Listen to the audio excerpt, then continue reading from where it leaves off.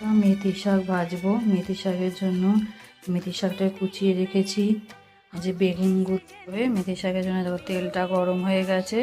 এবার বেগুনগুলো দিয়ে দিচ্ছি, এগুলো ভাজা হচ্ছে। এগুলোকে হালকা করে ভেজে এবার তুলে রেখে দেবো। হালকা করে ভেজে তুলে রেখে দিই। গরম হয়ে গেছে, এবারে যে শাকগুলো দিয়ে দিয়েছি।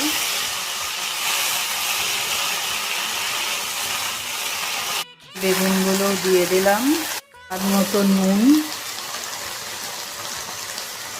মতন এই যে হলুদ গুঁড়ো, ভাজবো। ভালো করে ভাজবো, ভালো করে এবার ভাজছি।